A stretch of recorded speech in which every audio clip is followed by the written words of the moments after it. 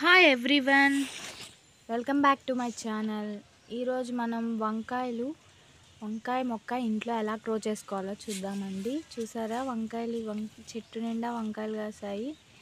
నాకు చాలా షాకింగ్ ఉంది. నేను సెకండ్ టైం అండి, ఫస్ట్ టైం ఫెయిల్ అయ్యాను వంకాయలు గ్రో చేయడం. ఇది సెకండ్ టైం గ్రో చేయడం.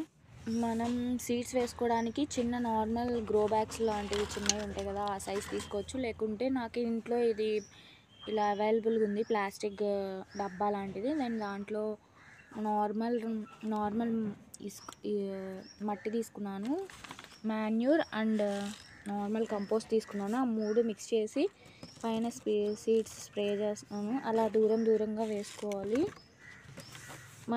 మనం సీడ్స్ వేసుకున్న 15 to 20 days పడుతుంది మనకి వంకాయ చిన్న ప్లాంట్ అనేది ఫామ్ అవుతుంది. ఆ స్టేజ్లో మనము ట్రాన్స్ప్లాంట్ చేసుకోవచ్చు. చూడండి, పైన ఇలా స్ప్రే, అది మట్టి నార్మల్ బయట దొరికే ఇది ఇసుక లాంటిది, అది స్ప్రే చేసి నార్మల్గా మనము కొద్దిగా వాటర్ పైన స్ప్రే చేయాలి. మళ్ళీ దీన్ని మరీ ఎండలో కాకుండా 4 hours 5 hours సన్లైట్ ఉండే చోట పెట్టుకొని ఉంచుకుంటే మనకి 15 to 20 daysలో మొక్కలు మనకి ప్లాంట్ అనేది ఈ స్టేజ్లోకి వచ్చాక వంకాయ పాదులు అనేవి నారు పోసుకోవాలన్నమాట. ఇప్పుడు అంటే ట్రాన్స్ప్లాంట్ చేసుకోవాలి. లేకుంటే ప్లాంట్ అనేది ఎక్కువ రోజులు బతకపోవడం కానీ, మనకి కాయలు ఎక్కువ రాకపోవడం కానీ, ఒక చోటే ఉండకూడదు ప్లాంట్. మనం ట్రాన్స్ప్లాంట్ చేసుకోవాలి. నేను ఒక చిన్న కంటైనర్, ఒక టమాటా బాక్స్ అనేది తీసుకొని దాంట్లో ట్రాన్స్ప్లాంట్ చేస్తున్నాను. ఒక బాక్స్లో ఒక 8 ప్లాంట్స్ వేయచ్చు. అంటే చాలా పెద్ద కంటైనర్ ఇది. ఒక ప్లాంట్కి ఇంత దూరం ఉండేటట్టు చూసుకొని మనం ప్లాంట్ అనేది వేసుకోవాలి. చూడండి, అలా వేసుకోవాలి. అన్నీ వేసాను చూడండి, గ్యాప్ ఇలా ఉండాలి. నేను అటు 4 ప్లాంట్స్ ఇటు 4 ప్లాంట్స్ వేసాను. నేను ఎక్కువ సీడ్స్ వేయడం వల్ల ఎక్కువ ప్లాంట్స్ వచ్చాయి కాబట్టి 2 కంటైనర్స్లో వేసాను. చూడండి, ఇది సెకండ్ కంటైనర్. ఈ ప్లాంట్ని చూడండి ఒకసారి. ఈ స్టేజ్లో ఉన్నప్పుడు మనము ఇక్కడ పైన టిప్ ఉంది కదా, ఒక 4-5 లీవ్స్ వచ్చాక మనకి ఇక్కడ వచ్చే టిప్ అనేది కట్ చేస్తే మనకి సైడ్ బ్రాంచెస్ ఫామ్ అవుతాయి. మళ్ళీ సైడ్ బ్రాంచెస్ వచ్చేటప్పుడు మనకి ఇవి అనీవెన్గా వచ్చేవి కూడా, ఇవి కూడా కట్ చేసుకుంటూ ఉండాలి. వీటికేమి మనకి కాయలు అనేవి రావు. ఇక్కడ వచ్చేవి ఈ లీవ్స్ దగ్గర వచ్చేవేమి మనకి కాయలు అనేవి రావు. ఇవి ఓన్లీ ఫాల్స్ బ్రాంచెస్ అనమాట. ఇవి కూడా కట్ చేసుకుంటూ ఉండాలి. మనకి బ్రింజల్ ప్లాంట్లో చాలా వెరైటీస్ ఉంటాయి. బ్రింజల్స్లో పొడుగుగా ఉంటాయి, పొట్టిగా ఉంటాయి, వైట్గా ఉంటాయి, గ్రీన్గా ఉంటాయి, ఇలా వైలెట్ కలర్లో ఉంటాయి. కొన్ని ఏరియాస్లో కొన్ని రకరకాల వెరైటీస్ ఉంటాయి. మా సైడ్ ఇవి ఫేమస్ అండి. చూడండి, వైలెట్ అనేవి ఫేమస్. ఇక్కడికి వచ్చి మా ఊరు వచ్చి వేరే ఇవి టేస్ట్ ఉంటాయని ఇక్కడివి తీసుకెళ్ళే వాళ్ళు కూడా ఉంటారు. ఎక్కువగా ఇవే ప్రిఫర్ చేస్తూ ఉంటారు, బాగుంటాయని.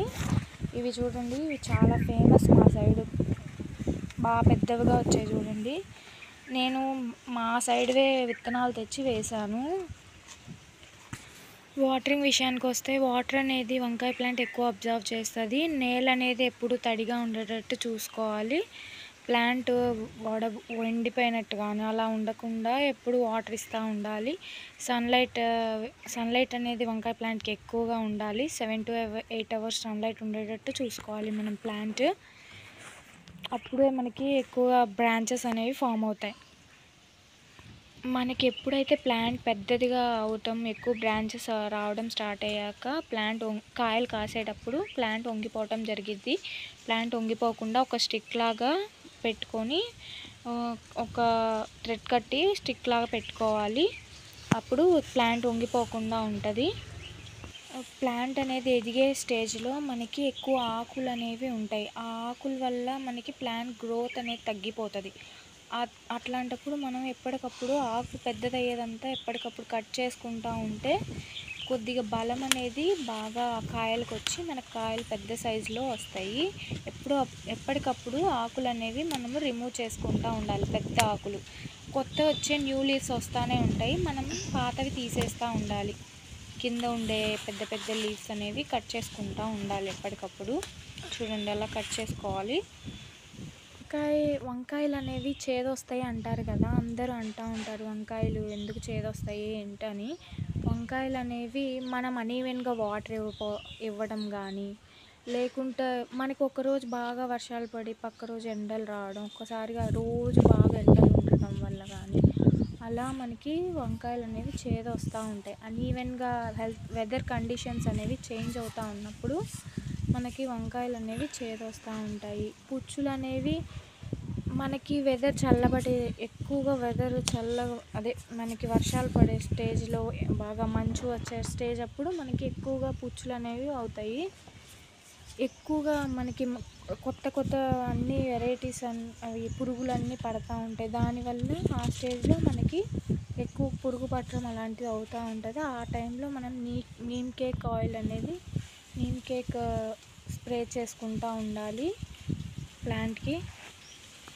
నా ప్లాంట్స్కి నేను ఎక్కువగా అబ్జర్వ్ చేసింది ఏంటంటే, ఆకుల్ని గ్రాస్ సూపర్స్ ఉంటాయి కదా, అవి పచ్చగా ఏయో ఉన్నాయి, అవి బాగా ఆకుల్ని బాగా తినేసినాయి.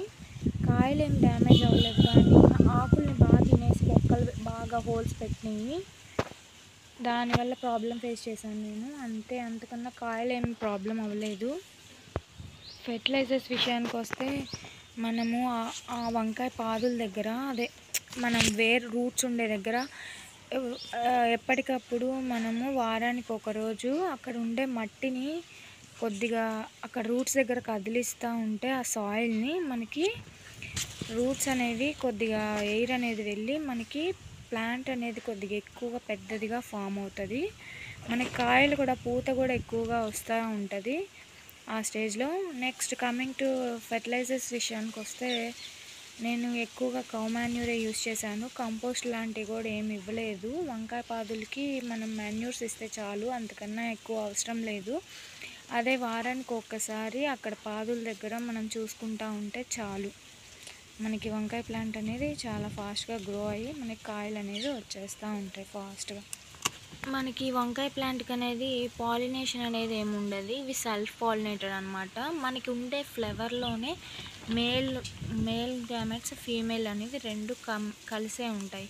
మనకు వచ్చే గాలి వల్ల కానీ అవి కొమ్మలు కదులుతాయి కదా, దానివల్ల పాలినేట్ అయితేనే మనకి కాయలు అనేది వచ్చాయి. ఒకసారి చూడండి, మనకి వంకాయ బ్రాంచ్లోనే పుచ్చు అనేది వస్తుంది. మనకు వచ్చే కొమ్మల్లోకి కూడా పురుగు అనేది వెళ్ళి మనకి బ్రాంచ్ కొమ్మను అనేది తినేస్తుంది. ఆ టైంలో ఆ కొమ్మ వరకు రిమూవ్ చేసుకుంటూ ఉండాలి, అలాంటివి చూసుకుంటూ ఉండాలి. ఆ కొమ్మ అనేది రిమూవ్ చేసుకుంటే మనకి ప్లాంట్ అంతా స్ప్రెడ్ అవ్వకుండా ఆ పురుగు అది అనేది వచ్చేస్తుంది బయటికి. అక్కడికి రిమూవ్ చేసుకుంటూ ఉండాలి. కొమ్మల్లోకి పురుగు వెళ్ళకుండా చూసుకుంటూ ఉండాలి. నా వీడియో మీకు నచ్చింది అనుకుంటున్నాను. నచ్చితే లైక్ చేయండి, షేర్ చేయండి, సబ్స్క్రైబ్ చేయండి. Thank you everyone.